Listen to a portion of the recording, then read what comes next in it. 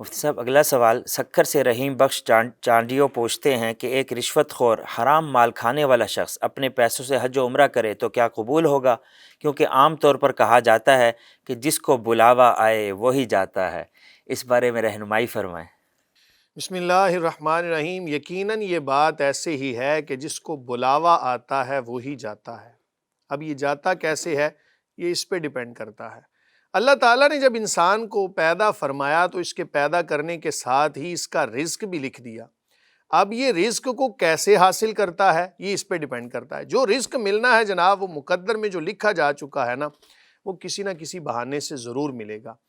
اب اگر تو اس کو حرام کر کے لیتے ہیں تو اپنے اوپر، ہمارے اپنے اوپر ہے وہ، اس لیے حلال کمائیں، حلال کھائیں، حلال کو ہی استعمال کریں۔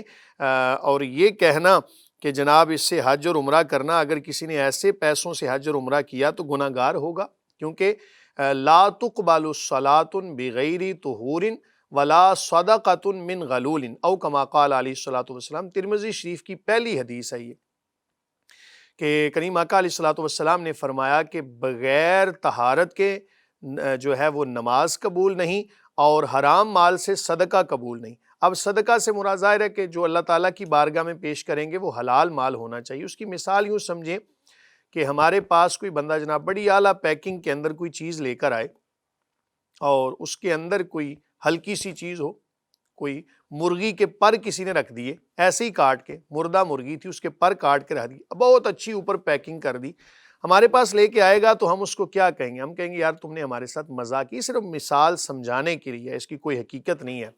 اللہ رب العالمین کی بارگاہ میں جب آپ نے کوئی بھی چیز پیش کرنی ہے تو حلال مال سے جناب، حرام مال ایسے ہی ہوگا کہ جیسے آپ نے وہ ایک کٹے ہوئے پر عجیب سے مردہ مرغی کے، ان کو آپ نے اچھی پیکنگ میں کر کے اللہ کی بارگاہ میں پیش کر دیے، تو حج و عمرہ کرنا، اگر تو حج لازم تھا پھر جیسا بھی مال تھا اس سے ادا کر لے۔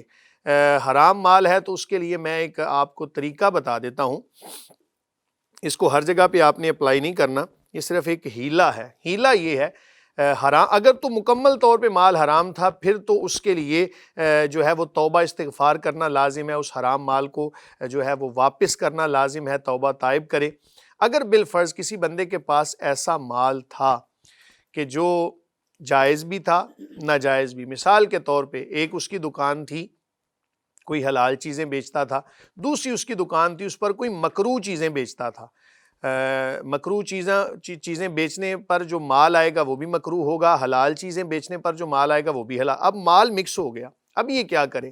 حج اور عمرہ پہ جانا چاہتا ہے تو اس کے لیے ایک ہیلہ کر لے، قرض لے لے کسی سے۔ اب یہ جس سے قرض لے گا تو جس سے اس نے لیا ہے اس کی سردرد ہے اس کے پاس کون سا مال تھا، اس کے پاس جب آیا علت بدلنے سے، یعنی جب اشخاص بدلیں گے تو حکم بدل جائے گا، اس کے پاس مال آیا تو یہ بالکل جائز اور حلال تھا اس کے لیے۔ اب یہ حج اور عمرہ کر لے، اس سے واپس آ کے جو اس کے پاس جائز اور ناجائز مال مکس تھا اس میں سے یہ قرض ادا کر دے، تو اس طرح ایک ہیلہ کیا جائے۔ لیکن حرام مال کے لیے یہ ہیلہ کرنا جائز نہیں ہے، کیونکہ جس کو یقین ہے کہ میرا مال حرام سے ہے تو اس کو ایسا عمل کرنا بھی جائز نہیں ہوگا۔ کسی نے رشوت کے پیسے سے حج کر لیا جی تو اس کا حج ایک بار تو ظاہر فرض ذمے سے اتر جائے گا، ایسا ہوگا بالکل۔ یا نہیں ہوگا؟ اگر کسی نے رشوت کے پیسوں سے حج کر لیا، حج اس کا ادا ہو گیا، لیکن وہ حرام مال کو استعمال کرنے کی وجہ سے گناہ گار ہوگا۔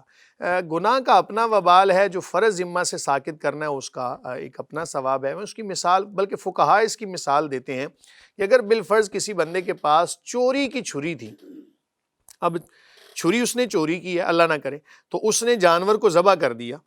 اب یہ مثال بہت جگہوں پر فٹ آتی ہے کہ اس نے چوری کی چھری سے جانور کو ذبح کر دیا، تو چھری کا چوری کرنے والا جو گناہ تھا وہ اپنی جگہ، جانور حلال ہے۔ ہم یہ نہیں کہیں گے کہ چوری کی چھری تھی تو جانور ہی حرام ہو گیا، جانور ذبح ہو گیا، لیکن اس کا وبال اپنی جگہ ہے۔ حرام طریقے سے مال کمانے کا وبال اپنی جگہ، لیکن فرض اس کے ذمہ سے ساقط ہو جائے گا۔ جو حج اور عمرہ کے درجات ملنے تھے نا، جو اس کی اصل روح تھی، وہ اس نے جناب فوت کر دیا۔ جب مفتی صاحب کسی نے رشوت کے مال سے جا کے عمرہ کیا، حجر اسود کو چوم لیا، اور ظاہر ہے کہ اس نے جو حرام مال کمایا تھا، جتنے بھی زندگی کے گناہ تھے، حجر اسود کے چومتے ہی وہ سارے گناہ معاف ہو جائیں گے؟ یہ بھی ایک ہماری ذہن کے اندر ایک وسوسہ آئے گا یاد رکھیں کہ حجر اسود اللہ تعالیٰ کی مخلوقات میں سے ایک مخلوق ہے، جنت سے لایا گیا پتھر ہے، وہ گناہ تو چوس لے گا، لیکن یاد رکھیں کہ جو گناہ کبیرہ ہیں جن کا تعلق حقوق العباد کے ساتھ ہے وہ تب تک معاف نہیں ہوں گے جب تک بندہ معاف نہیں کرے گا۔ یہ حرام کا مال جن سے جناب لیا ہے، جب تک ان کو واپس نہیں کرے گا تب تک اس کا گناہ معاف نہیں ہوگا۔ میں اس کا ایک جزیہ بھی پیش کر دیتا ہوں۔ حضور نبی کریم صلی اللہ علیہ وآلہ وسلم کی تعلیمات سے ہمیں سبق ملتا ہے، ایک بندہ میدان جہاد کے اندر شہید ہو گیا، شہید ہونے کے بعد بھی اگر قرض اس نے دینا تھا تو قرض کا گناہ اسے معاف نہیں ہوگا، قرض کے بارے میں اس سے بھی پوچھا جائے گا۔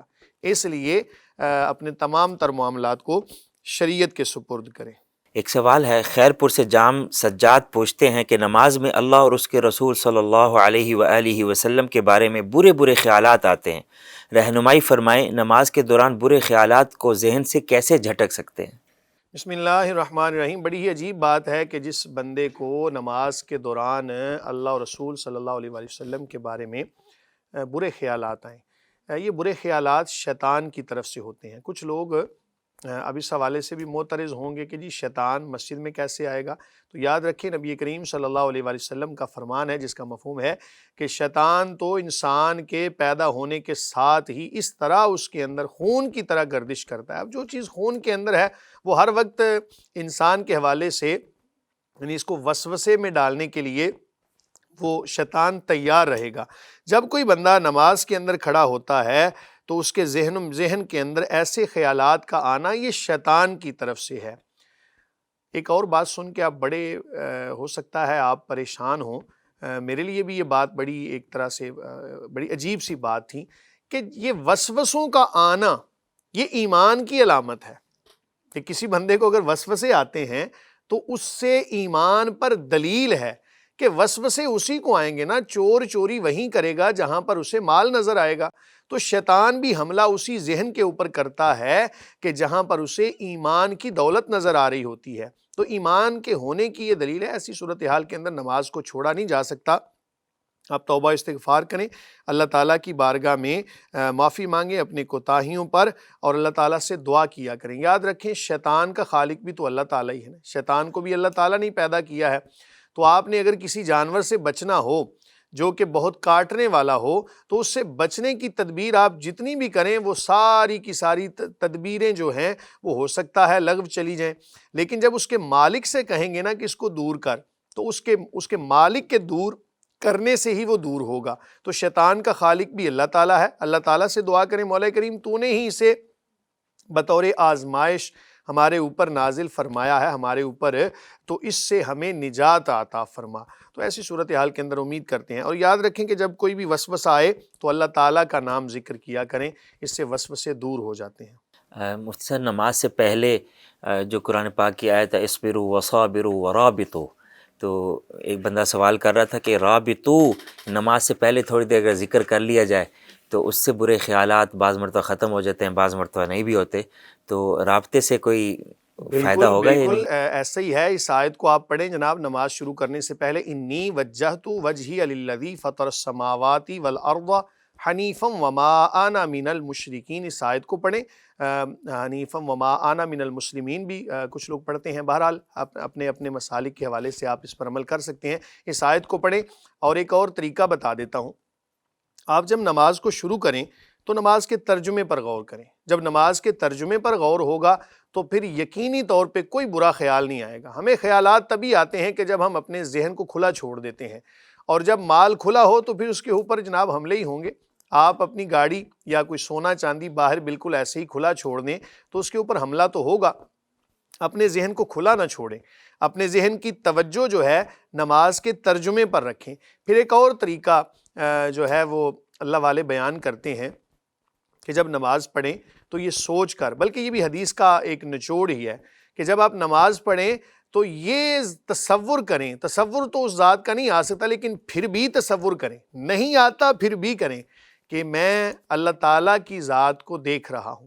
اب نہیں دیکھ سکتے، اگر ایسا تصور نہیں کر سکتے تقویٰ کے اس مقام پہ، یقیناً ہم تقویٰ کے اس مقام پہ نہیں ہیں، تو کم از کم یہ تصور ضرور کرنا کہ اللہ تعالیٰ کی ذات مجھے دیکھ رہی ہے، اور پھر اپنی زندگی کی آخری نماز سمجھ کے پڑھیں۔ اپنے پیچھے موت کے فرشتے کا تصور کریں، اپنے دائیں طرف جنت، بائیں طرف جہنم کو تصور کریں اور سمجھیں کہ میں پل صراط پہ ہوں۔ جب یہ ساری صورتحال سامنے ہوگی نا تو مجال ہے شیطان کی کہ شیطان وسوسہ ڈالے۔ حضرت امام شافعی علیہ رحمہ کا ایک فرمان بڑا پیارا جس کو ہمیشہ یاد رکھیے گا۔ امام شافعی فرماتے ہیں علیہ الرحمہ کہ اپنے آپ کو نیکی میں ڈال لے، اپنے آپ کو نیکی کرنے میں مبتلا کر لے قبل اس کے کہ شیطان تجھے گناہوں میں ڈال دے۔ تو جب انسان مصروف ہوتا ہے تو پھر شیطان اس کے اوپر حملہ نہیں کرتا، جب اپنے آپ کو کھلا چھوڑے گا تو پھر شیطان کے حملے ہوں گے۔